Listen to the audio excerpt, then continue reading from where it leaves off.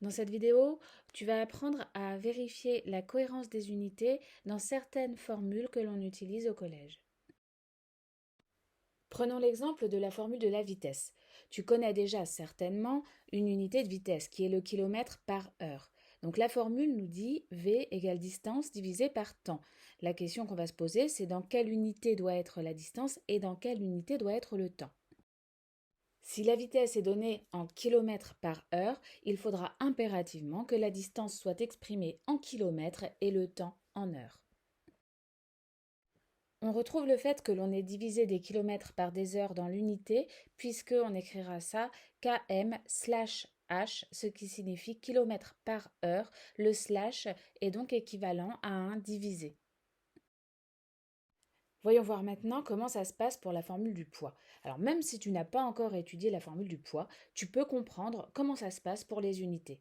Donc on a la formule qui nous dit P, le poids, est égal à M, la masse, multiplié par petit g qui est une constante. Alors le poids s'exprime en newton, la masse en kilogrammes, et on va se demander en quelle unité doit être exprimé petit g pour que ça tienne la route cette équation. Alors, on voit qu'à gauche du égal, on a des newtons et à droite des kilogrammes. Donc, il va déjà falloir simplifier par kilogramme. Donc, l'unité de G, ce sera forcément quelque chose divisé par des kilogrammes.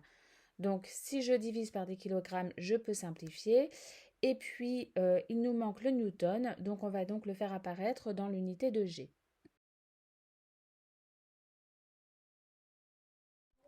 On en déduit donc que pour que le poids soit en newton et la masse en kilogrammes, il faut impérativement que petit g soit exprimé en newton par kilogramme. Voyons voir maintenant comment ça se passe pour la formule de la masse volumique. Même si vous ne l'avez pas étudiée en classe, vous êtes capable de comprendre.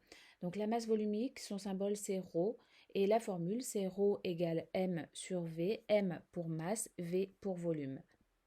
Les unités officielles de masse et de volume sont kilogrammes et mètres cubes.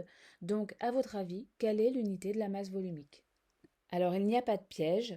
On a divisé des kilogrammes par des mètres cubes. On aura donc des kilogrammes par mètre cube pour l'unité de la masse volumique.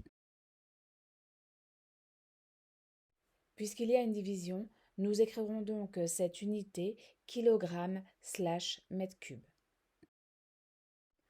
Alors, pour les plus aguerris d'entre vous, nous allons nous intéresser à la formule de la loi gravitationnelle.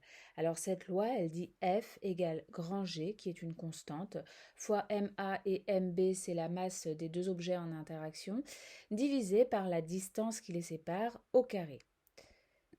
Au niveau des unités, la force est exprimée en newton, les masses en kilogrammes, ça va donc nous donner kilogramme fois kilogramme, et la distance en mètres, ça nous donnera donc mètre fois mètre, puisque c'est une distance au carré. Alors on remplace kilogramme fois kilogramme par kilogramme au carré, et mètre fois mètre par mètre au carré. Et maintenant, on va regarder comment faire pour avoir finalement des newtons des deux côtés de l'équation. Alors, à droite de l'équation, il y a des mètres carrés qui ne nous intéressent pas tellement, donc on va multiplier par des mètres carrés pour pouvoir simplifier. On va faire de même avec les kilogrammes carrés, il faut donc qu'on puisse simplifier par des kilogrammes carrés. Et pour finir, on va multiplier par newton. Et nous obtenons donc newton fois mètre carré divisé par kilogramme carré, qui va être l'unité de grand G. On écrira dans un premier temps cette unité sous la forme newton fois mètre carré / kilogramme carré. Mais en réalité, dans les formules, le multiplié est remplacé par un point, ce qui donne newton point mètre carré / kilogramme carré. De plus, mathématiquement, on a 1 divisé par a au carré qui est égal à a puissance moins 2. Donc ça marche pareil avec les unités. Donc 1 sur kilogramme carré, ce sera équivalent à kilogramme à la puissance moins 2. Finalement, on écrira donc cette unité n pour newton, point mètre carré, donc m2, point kilogramme exposant moins 2. Alors, est-ce que tu as compris? Alors, tu vas essayer avec des exemples assez simples pour commencer l'énergie électrique. Donc, on a la formule E égale P pour la puissance fois T pour le temps. et la puissance va être exprimée en watts, donc W, et le temps en heures. En quelle unité sera exprimée l'énergie? Alors il n'y a aucun piège, si on multiplie des watts par des heures, on aura des watts-heures, donc avec le point, comme on vient de le voir, à la place du multiplié. Alors la masse volumique, cette fois-ci, on sait que l'unité de la masse volumique sera kg par litre. La question, c'est en quelle unité doit être la masse et en quelle unité doit être le volume. Il n'y a toujours pas de piège. Pour obtenir des kilogrammes par litre, il va bien falloir que la masse soit exprimée en kilogrammes et le volume en litres. Alors prenons maintenant le cas d'un exercice dans lequel le temps est donné en secondes et la vitesse en kilomètres par seconde. On se demande donc dans quelle unité doit être la distance.